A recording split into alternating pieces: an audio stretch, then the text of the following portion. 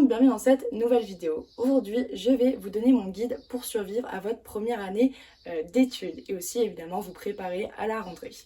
Cette vidéo, je vais la faire en deux parties. Je me suis rendu compte en écrivant le script que j'avais énormément de choses à vous dire. Donc pour être notifié quand cette vidéo sort, je vous invite à vous abonner, à mettre la cloche.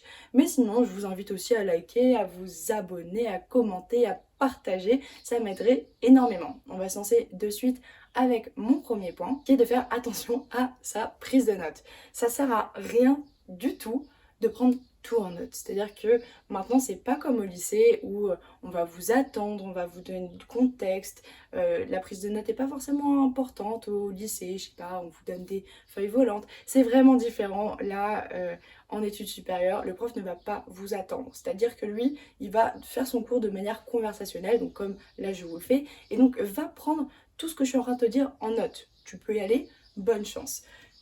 C'est impossible. Et même, genre, si tu arrives à le faire, si t'es hyper méga chaud parce que tu as un ordinateur ou que tu écris hyper vite, le soir quand tu rentres chez toi, que en fait t'as pas eu le temps de faire attention à ton orthographe, que peut-être tu t'es trompé, t'as inversé des mots, comment est-ce que tu fais pour relire ton cours? Moi, c'est quelque chose qui m'est arrivé et comment j'ai fait? Ben, je n'ai pas fait. Je n'ai pas fait, surtout en plus quand tu sors du cours à la fin, si tu es en mode feuille volante, tu la mets dans ton trieur, sauf que tu la mets au mauvais endroit, et donc après ton cours est déconstruit, un peu compliqué. Donc ce qui est bien, c'est que quand tu sors d'un cours de 1 ou 2 heures, tu sors pas avec 4 feuilles doubles pleines de cours.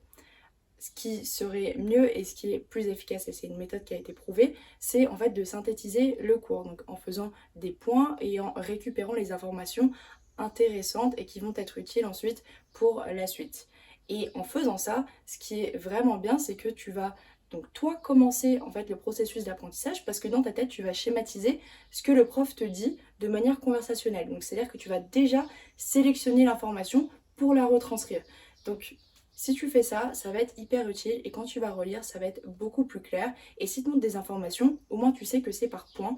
Donc tu vas pouvoir pour chaque point chercher des informations complémentaires. Autre conseil, si les cours sont en ligne ou même que tu as des cours en physique mais que c'est partagé sur une plateforme en ligne avant, je te conseille d'aller les lire avant. Donc c'est-à-dire si tu as un PowerPoint qui est déjà tout prêt, que tu vas voir dans quelques jours, tu le lis rapidement vraiment en diagonale, juste histoire de savoir ce qui t'attend. Et rien que ça va te permettre d'habituer ton cerveau au sujet. Et peut-être que maintenant que tu auras connaissance de ce sujet inconsciemment, si par exemple tu vois une pub à la télé qui parle de ça, bah, tu vas tout de suite un peu plus apprendre inconsciemment. Et quand tu arriveras au cours, tu vois, déjà tu auras un avis ou un regard sur ça. Par contre, s'il n'est pas mis en ligne avant le cours, je te conseille de le récupérer après le cours et encore une fois de le relire parce qu'il y a toujours cette petite information que tu as oublié de noter ou même peut-être que à la fin du cours, dans les sources, il y a des livres qui pourraient être intéressants, des revues, des études qui pourraient t'aider et qui pourraient t'apporter du contexte. Donc surtout ne pas négliger les cours et les PowerPoint en ligne de tes profs. Ensuite, je te conseille d'organiser tes semaines à l'avance, c'est-à-dire que tu as des cours qui sont fixes. Donc tu as des cours qui ne vont pas bouger, sauf si tu peux moduler ton emploi du temps. Et dans ce cas-là, je te conseille aussi de le faire intelligemment. Si tu sais que tu travailles très bien le matin, que tu es hyper efficace, tu fous tout le matin. Ou sinon, si tu sais que toi, c'est le début de la semaine ou la fin de la semaine. Bref, tu fais ça comme tu veux. Donc déjà, les cours, tu dois les placer. Où ils sont déjà placés. Ensuite, important de faire une activité qui te plaît, une activité où tu n'es pas forcément toujours avec tes camarades ou avec ta famille. Par exemple, ça peut être un hobby, un sport, une activité manuelle. C'est important de la placer. Donc moi, je te recommande de la commencer avant la rentrée. Comme ça, c'est déjà dans ton emploi du temps, tu n'as pas le choix. Donc maintenant qu'elle est placée, qu'elle est fixe, au moins tu auras ce petit temps pour prendre juste soin de ta santé mentale. Et je trouve que c'est hyper important de se retrouver seul et d'être capable en fait d'avoir cette activité, quelque chose que tu aimes faire en dehors de juste faire la fête et des cours. Enfin, pour tout ce qui va être kiff, donc bar, soirée, boîte, ça aussi je te conseille de le mettre dans ton emploi du temps, histoire de déjà savoir ce que tu as fait la semaine d'avant, ce que tu vas faire cette semaine et les semaines d'après. Enfin, juste réaliser le temps qui est passé, comment ton temps est divisé, parce que peut-être que tu vas te rendre compte à un moment dans l'année que tes notes elles baissent, tu vois, ou peut-être que tu as des super notes, ou peut-être que tu es super en forme, et donc en suivant tout ça et en planifiant tout ça, eh bien tu vas pouvoir analyser ce qui change au fur et à mesure du temps et si il y a des emplois du temps qui te conviennent plus ou moins. Après aussi, ce qui est pratique, c'est que généralement quand les soirées étudiantes sont organisées, vous êtes prévenus 1 à 2 semaines avant, donc c'est bien, comme ça tu peux déjà planifier ta semaine et tu sais que là cette semaine je vais énormément sortir, donc je vais faire attention et je vais placer mes révisions sur d'autres jours ou pas le lendemain de soirée. Voilà, comme ça au moins c'est efficace et optimal. Aussi, ça c'est vraiment une information que je veux que tu prennes et que tu gardes. Aller en cours, ce n'est pas optionnel. D'accord? Que tu sois à la fac ou pas, aller en cours, ce n'est pas optionnel. Ça ne sert à rien de ne pas aller en cours. D'accord? Si tu vas en une école privée, si tu vas pas en cours, tu as des points en moins sur ta moyenne, flemme. Et si tu vas à la fac, si tu vas pas en cours magistral par exemple parce que tu penses que c'est pas utile, au contraire c'est très utile parce que c'est le début de l'apprentissage. C'est là où le prof va partager des informations importantes, des informations clés qui peut-être ne seront pas partagées dans la feuille qu'il va te donner, dans le TD ou dans les moments où tu es en travaux de groupe. C'est important d'aller en cours, ça ne sert à rien de faire des études si tu ne vas pas en cours. C'est pas comme ça, c'est pas censé être facile en fait les études, c'est ça qu'il faut comprendre, c'est... Je suis en train de m'énerver là. Et c'est juste que voilà, c'est un investissement, c'est un apprentissage et il faut faire ce que tout le monde fait. C'est pas facile, c'est chiant parfois. C'est pour ça qu'il faut aussi, comme je te l'ai dit avant, planifier ses semaines et réaliser le temps qu'on passe et comment l'optimiser pour derrière ne pas regretter et pas se sentir mal d'aller en cours et pas subir en fait son année. Autre conseil qui est à la base de tout en fait, c'est la régularité. On n'a rien sans rien et la régularité, ça... C'est prouvé hein, dans tout, absolument tout, la régularité, c'est la clé. Que ce soit dans le sport, si tu as des objectifs sportifs, ça va pas se faire comme ça.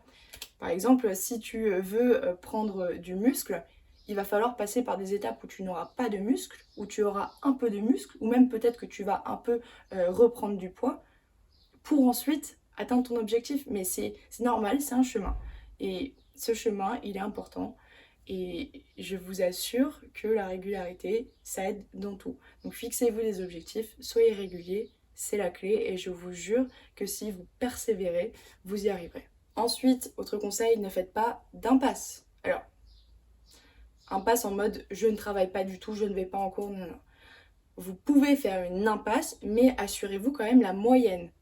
Il faut que votre apprentissage soit homogène, ça ne sert à rien. C'est inutile de faire des impasses. En plus, c'est des points perdus bêtement parce que peut-être que tu vas faire l'impasse, mais est-ce que tu vas vraiment travailler ce cours-là pour lequel tu fais une impasse? Est-ce que tu vas vraiment changer ta moyenne au point d'avoir 5-10 points de plus que ton impasse? Je suis pas sûre, tu vois. Parce que l'impasse, voilà, tu la travailles, tu as au moins la moyenne, peut-être que tu vas pas tout donner, mais au moins tu as des points, tu vois, tu perds rien. Et c'est même d'ailleurs très valorisé dans le monde du travail, quelqu'un qui est homogène, quelqu'un qui est plutôt bon dans tout. C'est important. C'est rare quand même un travail où tu as cette spécificité, où tu peux juste faire ça, tu vois. Tu peux juste faire cette tâche-là et rien d'autre. C'est dommage parce que t'es pas ambivalent et dans un monde qui change autant que le nôtre, où tu dois constamment apprendre avec par exemple l'évolution d'Internet, l'évolution des technologies, avec le changement du mode de travail, le télétravail, tout ça, il faut être adaptable et ça commence par là. Donc ce qu'il faut en retenir, c'est de travailler intelligemment.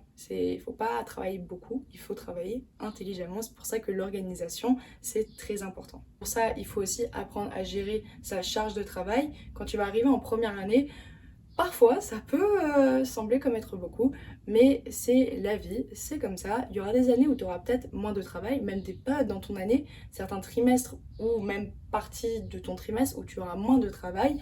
C'est normal, ça va évoluer, mais il faut apprendre à gérer la charge de travail, il faut apprendre à gérer la pression.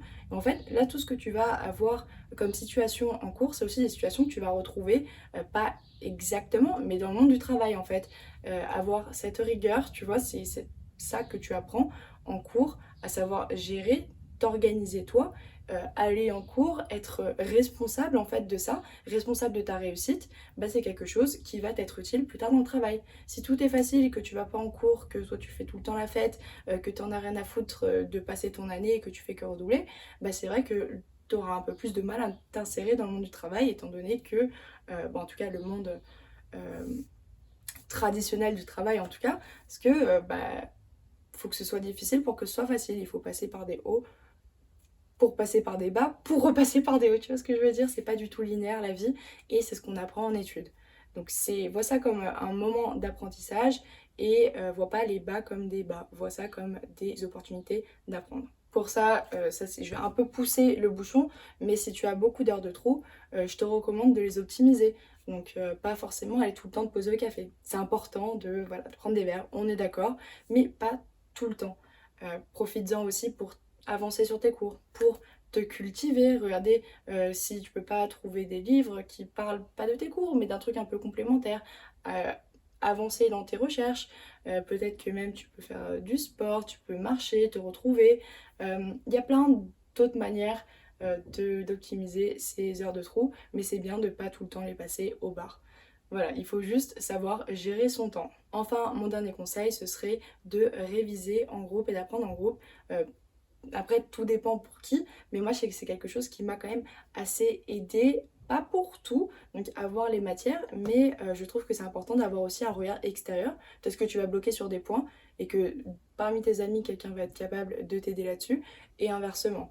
Donc, si vous êtes capable de discuter du cours, bah, ça va être beaucoup plus facile de l'apprendre. Donc voilà, c'était la partie 1. J'espère que ça t'aura été utile. Abonne-toi et mets la notification pour savoir quand la deuxième partie va sortir. Et on se dit à la prochaine fois. Bye!